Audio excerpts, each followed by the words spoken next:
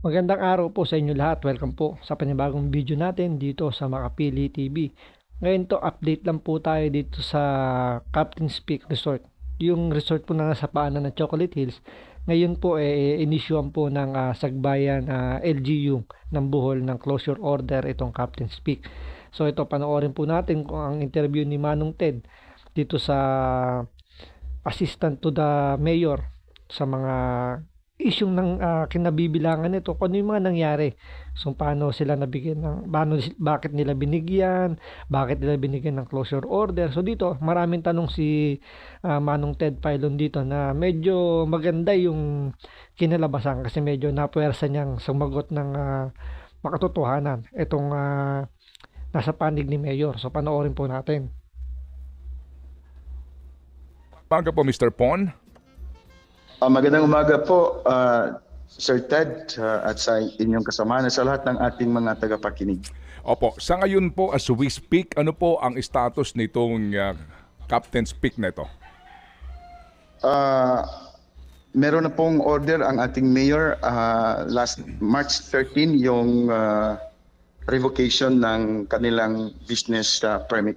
Okay, opo. Revocation ng business permit as in binabawi na po ang kanilang business permit. So, Mr. Pon, kailan po nabigyan ng business permit itong Captain's Peak? Every year po merong renewal pero nag-stop po iyan for almost 3 years. Dahil doon sa mga around 3 years dahil sa COVID-19 2 years at saka yung sa COVID-19 sa Typhoon Odette, Super Typhoon Odette. Nasira ang kanilang merong mga repair. So ibig sabihin more than 3 years na palang nabigyan ng business permit itong Captain's Peak base po sa sinabi nito ni Sir Pelito Pon. Kasi nag-stop lang daw nung during pandemic tsaka nung bagyo. So before pa pala mag-pandemic, nag-ooperate na itong Captain's Peak kahit na wala silang ECC. So yung ECC po, napakahalaga po nun. Yun po yung pinaka-primary requirements para po makapag-construct ng kanilang resort. Yun nga, di ba? Doon pa lang, paano sila nakapag-construct ng kanilang resort kung wala silang ECC. Tapos nabigyan pa sila ng business permit kahit walang ECC. Yun po yung pinaka talagang medyo nakakataas ng kilay doon na paano sila nakapag-operate at paano sila nabigyan ng permit na walang ECC.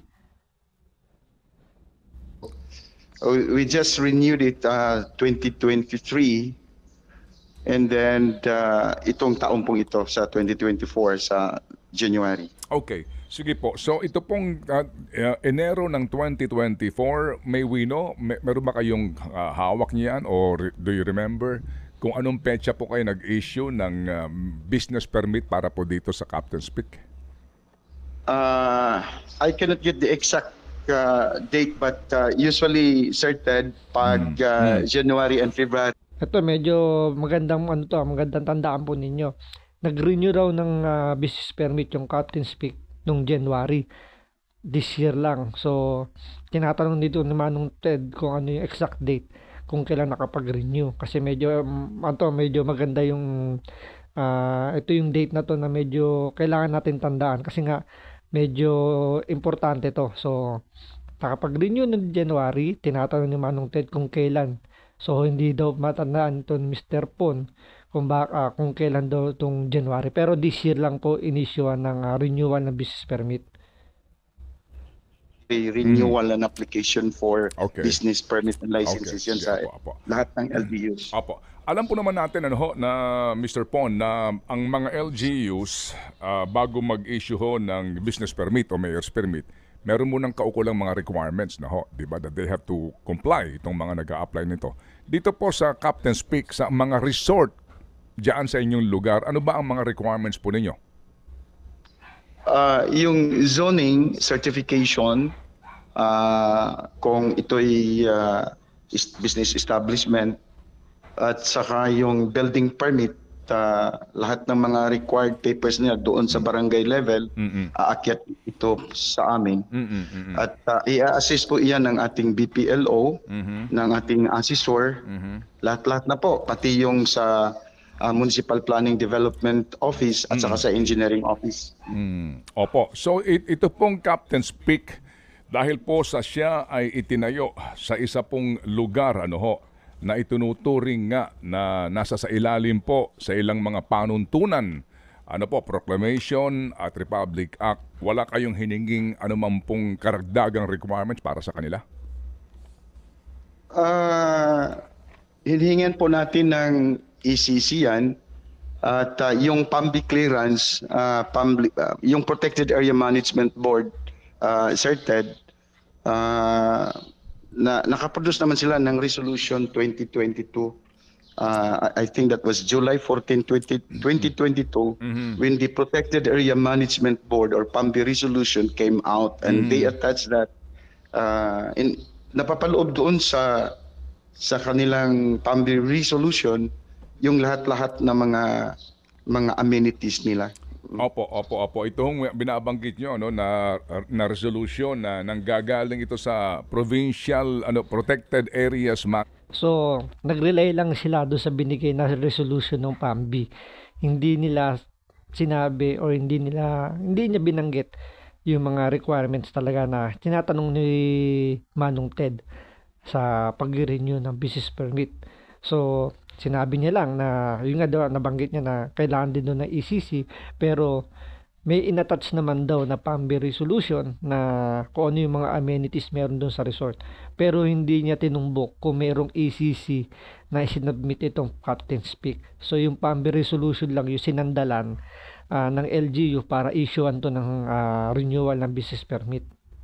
Management Board, right? PAMBI, no? Okay. No, Protected Area Management Board, isa pong national aid agency ito. It is saklaw po ito ng DENR. Yes sir. Yung nga po, Opo, ito hong binabanggit yung resolution na kanila pong iniharap. Sa naturang resolution, tama po nag-concord dito yung director ng DENR, si Paquito Melicor, right? Opo. Yes, opo. And then, maliban po diyan, sa mga nagbigay ng kumbaga green light sa resort na ito, pero yung ECC na sinasabi, during the time po na nag-submit sila ng inyong hinihinging requirements, meron bang isinamang ECC? Wala po. Pero there is an ongoing effort. Wala raw isinabit na ECC. Yun ang pinakamahalagang requirements para makapag-construct sila, para makapag-operate sila, ECC. So walang isinabmit pero binigyan pa rin sila ng business permit, ini-renew pa rin. Pero ito may katwiran pa rin siya rito. On their part to process it to the DENR Region 7 po. Okay. Pero the fact that you said that one of the requirements, dahil nga po ito hong Captain's Peak ay nasa gitna po ng isang protected area and ECC is a requirement, ba't pa rin po kayo nag-issue po ng mayor's permit, ng business permit, wala naman silang ECC? Yung PAMBI resolution will serve as a clearance for them and for us to issue. Kasi napapaloob din naman sa business permit nga they have to comply all other requirements. Kasi certain in the processing of ECC on the part of the business establishment, they have to attach the mayor's the business permit of LGU Sagbayan. That is. So yun, talagang ang problema nagsimula sa PAMBI sa pagbibigay ng resolution. Pero malinaw naman, number one requirements yung ECC. So sinandalan nila yung PAMBI resolution na inisyu ng director na yon na para bigyan ng go signal kahit na on process pa lang yung kanilang ECC. So ang tanong magkano ba ang dahilan at nabigyan ng permit yung Captain's Peak? 'Di ba? Yun yung magiging tanong doon, magkano yung naging dahilan. 'Di ba? Paano napasok doon sa loob ng resolution ng PAMBI yung ECC magkahiwalay 'yon. Pero dahil nga siguro malakas yung PAMBI, malakas siya parang lumalabas ahensya lang to ng DENR, sakop lang to ng DENR. So ang pinaka-main office pa rin nila or parang pinaka-head nila is yung DENR. Pero ang nangyari dito, parang lumalabas mas mataas pa yung PAMBI dahil sa resolution na inisyu nila na parang sinaklawan na yung buong DENR. Diba? Kita nyo, yung isang ahensya lang ng DENR, nasakop ng DENR, nag-issue lang ng resolution, is napapayag na kagad nila yung DENR, pati yung LGU. Dahil sinasabi doon na saklaw na raw ng PAMBI resolution yung ECC. Pero number 1 requirement, sabi nga nito ni Sir Pelito Pon, yung ECC. Walang ECC nakalagay doon sa mga requirements, kundi resolution lang galing sa PAMBI. So parang ang lumalabas dito, tinuturo ngayon itong LGU na nagbigay ng go signal in behalf ng DENR is yung PAMBI. So parang sinasabi lang doon sa resolution na yun is nakaloob na lahat ng requirements na kailangan pagdating sa environmental. Andyan na yung zoning, andyan na yung ECC, pati yung sa protected area na yan. So parang inisa na lang kagad ng PAMBI. Kumbaga sinentralize nila yung lahat ng requirements. Part of the pertinent papers required for the processing of ECC. Pero sir, we don't have to indulge in a chicken and egg situation here, and I hope you don't mind, ano po.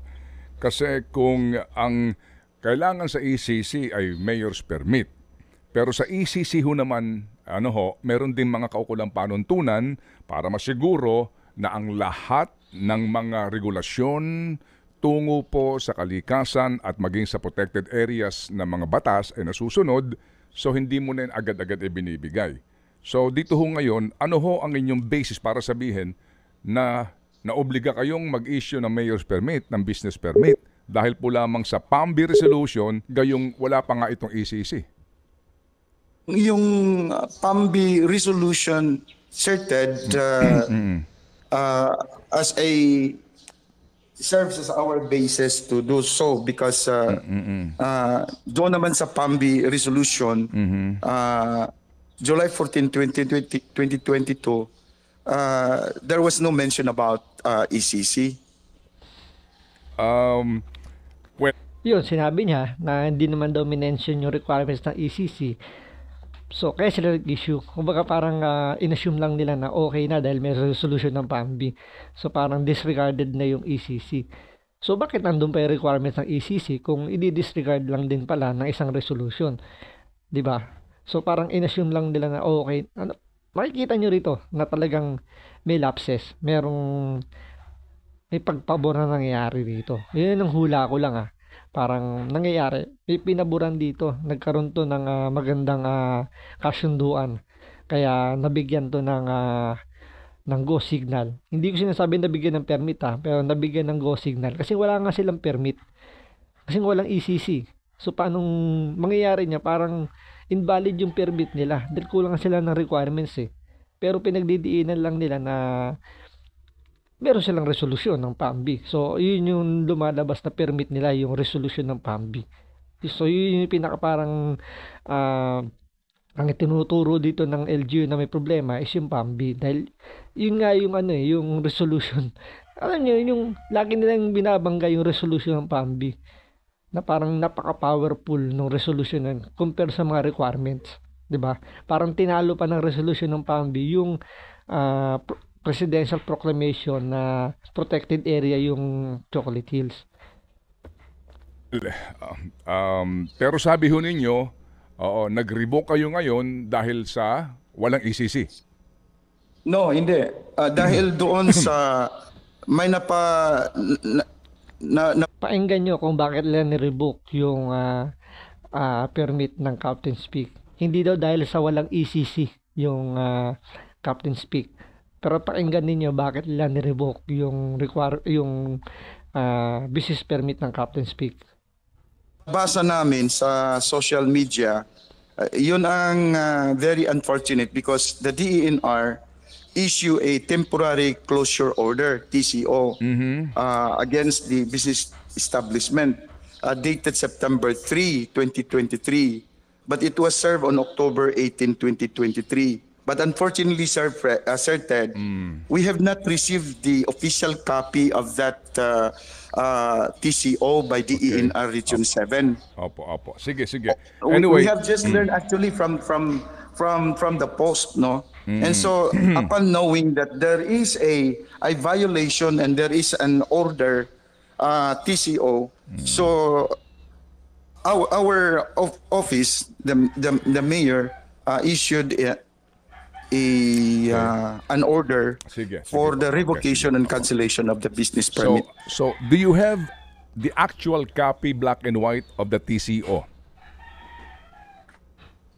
Wala. We don't have that. Yes. We Yes. have not received that. Okay. Actually, Opo. Yung nga eh. until now, we have not Yes, sir. received a copy. Opo. Mayor, I'm sorry. Mr. Pon, sorry ha. Opo. If I'm going to take the side of the owner, di ba? You are reacting because of the social media post.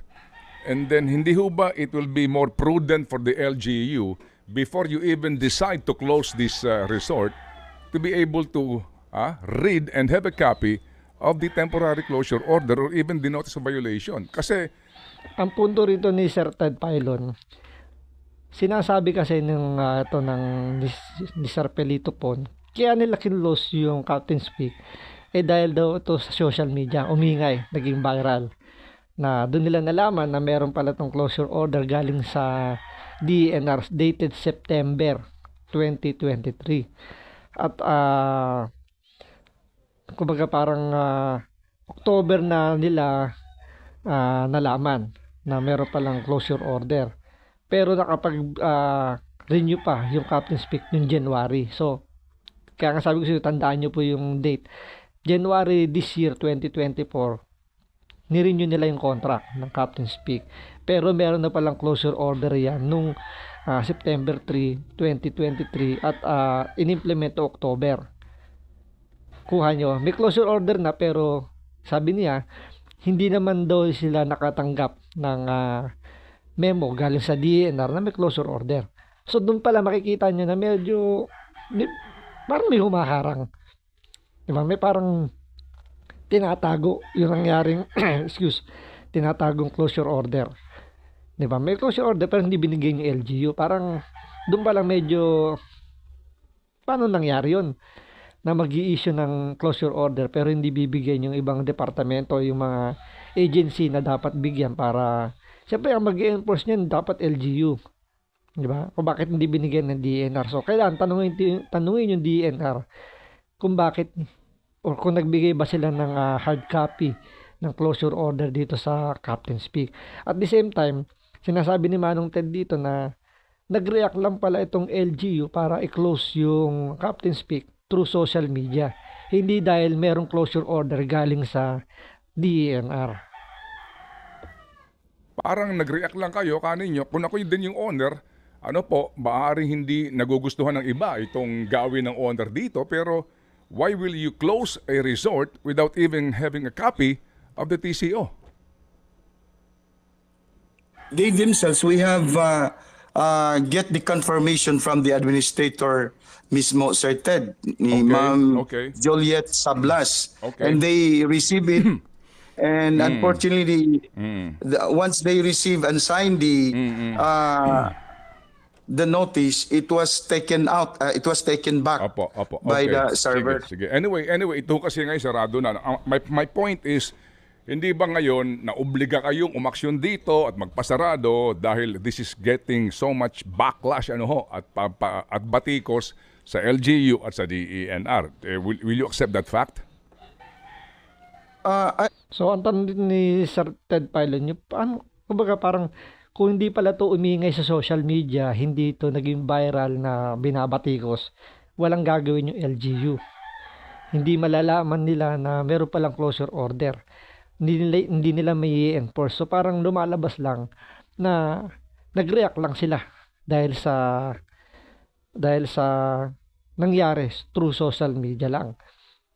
Hindi dahil nila i-close yung resort dahil may mga violation. So, dahil lang sa taong bayan, yung ingay lang sa social media, yun yung naging reason nila kaya lang nila isinara yung Captain's Peak.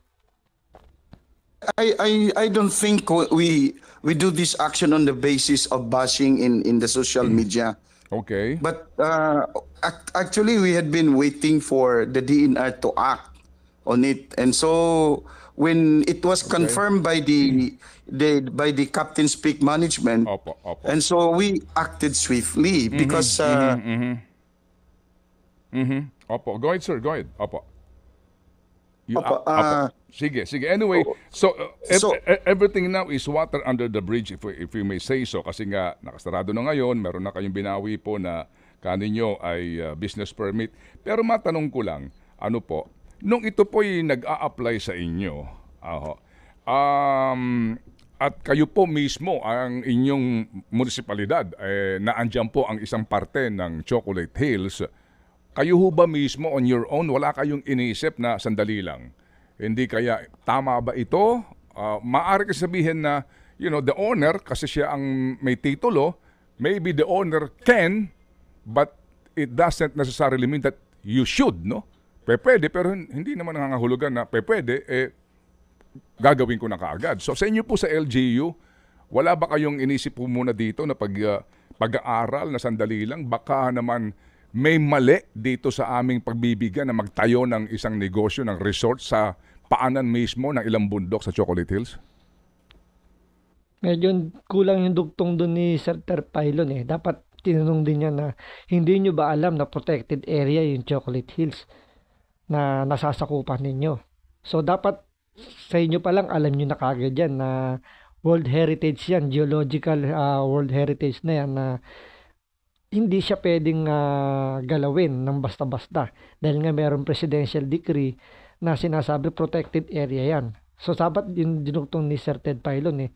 O siguro baka hinuhuli niya pa dito ng konti kasi panoorin niyo yung mga tanong niya rito. Talagang makikita niyo medyo parang pinapapasok niya muna yung mga tanong. Pag sumagot doon niya uhulihin. So pakinggan po ninyo rito yung sagot nitong ni Sir Pelito Pon.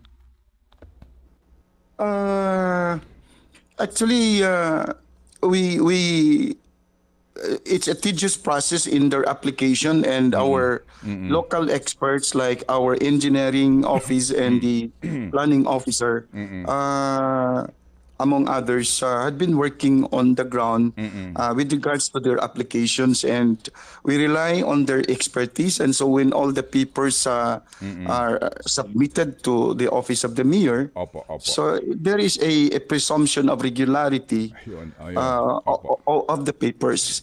In fact, we require the owner to seek a clearance and resolution from PAMBI, since PAMBI is the one protecting the protected area. Okay, opo. So presumption of regularity. Ito ho bang presumption of regularity kaya din po naudyokan po ang LGU dyan at yung barangay na mag-road widening para bigyan po ng access yung resort kung saan po may mga ilang pang paanan po ng hill na tinamaan? So yun, mukhang may naungkat dito si Sir Ted Pylon na sinasabing nagkaroon pala ng road widening para mabigyan ng access road yung resort mismo. Malinaw po sa protected area na dapat hindi yan dapat ino-open sa public kasi iniiwasan nga dyan na maging very accessible siya na sa mga tao dahil nandiyan magkakaroon ng may titira dyan, magkakaroon ng mga illegal settler, nandiyan yung magkakaroon ng alam nyo yung mabilis puntahan, nandiyan yung pwede malagyan ng mga basura, mapollute yung area. So dito napansin ni Manong Ted na meron pa nangyaring road widening or road improvement dun po sa area para alam nyo, siyempre kung magiging accessible nga naman yung Captain's Peak is dudumugin ng tao yan. So doon pala makita nyo may violation na dahil nga ang iniiwasan nga ng proclamation na ginawa ng presidente is maprotektahan yung geological site na yan. So pero ang ginawa ng LGU is nagbukas pa sila ng access road para maging accessible po sa lahat. Di po nag-road widening ang kalsadang yon. It's an existing road. In fact, it is 10 meters width, Sir Ted.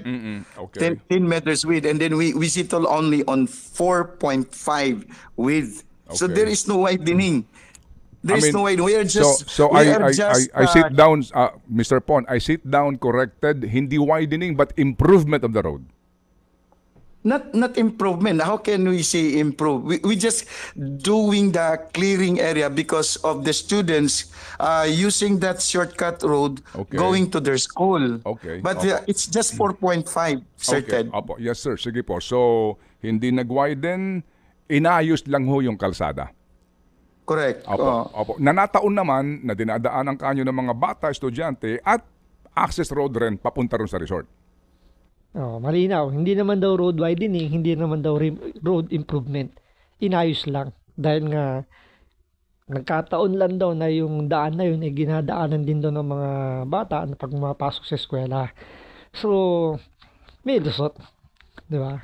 May lusot na hindi nga naman daw road widening yun. Hindi rin road improvement. Inayos lang. Nagkataon lang talagang yung dinadaanan ng mga bata, doon din daw yung way papunta doon sa Captain's Peak. So, wala naman daw, parang walang mali siya. Walang andun, walang kinalaman yun. It's been there even before Captain's Peak was established. Okay. That barangay road connecting Libertad Norte and Canmano was Opo. already in existence. Opo. Sige po. So, dito po, sir, sa sitwasyon ngayon, how far can you go dito po sa usapin na ito? Because in some instances, sa bandang dulo, sa kapabayaan ng DENR, sa bandang dulo po na uobliga dito, hindi ko sinasabing ito, hahantong ito dito ha, pero posibilidad na humantong sa demolition kung sakasakali. It will be an LGU task. Hanggang saan po kayo dito? Ito hubang kayo huba ay ready for that role? Ito, medyo itutulak na sa dingding ni Ted Filon. Itong si Sir Pelito Pon, kung hanggang saan daw ba yung kayang ikilos ng LGU kapag inorderan na to ng demolition. Naalala nyo kagaya sa Boracay, di ba? May mga resort doon na nag-overlap din sa mga sabi natin sa mga seashore, di ba? Nag-overlap, kailangan gibain. So pinagiba yun ng LGU. Ngayon dito, ang tanong naman ni Sir Ted Filon, LGU rin yung mangunguna dun sa demolition kung kaya daw ba ng city mayor na ipa-demolish since private property yon. So kung hanggang saan ba yung kaya. So ito, pakinggan po natin. We are still anyway, that is only temporary. We are waiting for the DNR because there is an application for ECC. So another thing that we should be doing now is this will serve as a hint to all of us here to... So, ang sagot niya, mukhang hindi rin maaabot doon sa punto na yun kasi nga nag-apply daw or may ongoing application for ECC itong Captain's Peak. So ibig sabihin ayaw o hindi nila kayang gibahin yung Captain's Peak kasi nga merong pang kumbaga ongoing yung on process pa yung ECC. So kahit na sinasabi na nga rito inirevoke na nila yung business permit, parang lumalabas ayaw pa rin nilang totally ipasara yung Captain's Peak. So siguro nga talagang may may naamoy dito si Sir Ted Filon na talagang itong LGU mukhang may magandang naging kasunduan dahil parang pinoprotektahan pa rin nila hanggang ngayon yung Captain's Peak, di ba?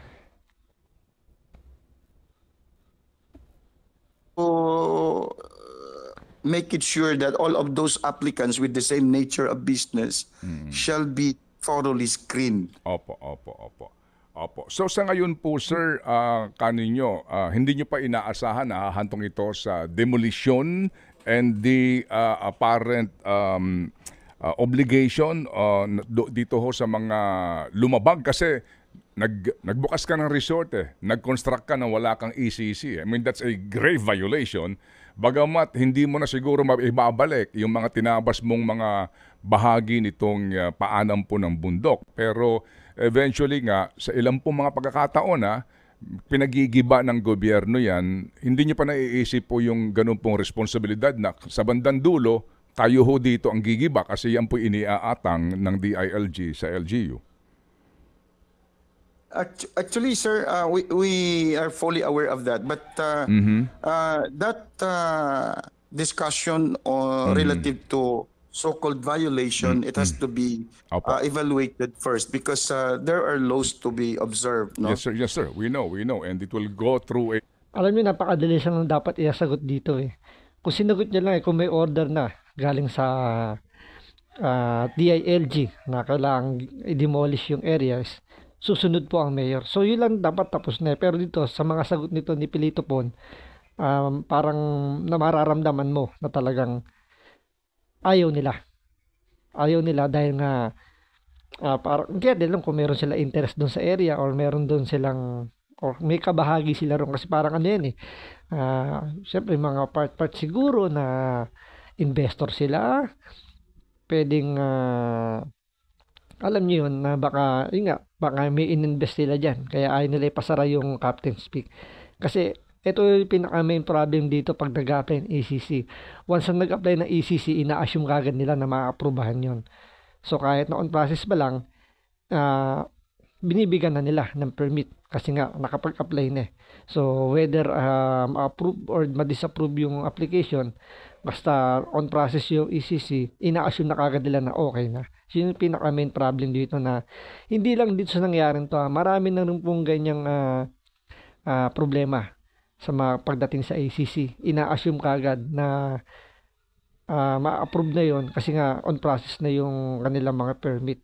So dapat yun yung baguhin ng gobyerno natin na once sa walang ECC, dapat hindi push through or hindi bigyan kagad ng go signal. Kailangan mo nila i-secure yung ECC bago nila ituloy yung mga construction, pag-ooperate ng kailangang mga business. Diba? Yan yung pinaka main problem natin dito. Siguro, dahil siguro malamang hindi natin maalis sa ating mga kababayan na talagang iisipin may corruption dito kaya nakapag-construct itong Captain's Peak. So abangan po natin sa mga susunod pa na araw kung ano yung magiging development dito sa itong Captain's Peak Resort na to dito sa Bohol. So maraming salamat po sa panonood. Ingat po kayo palati.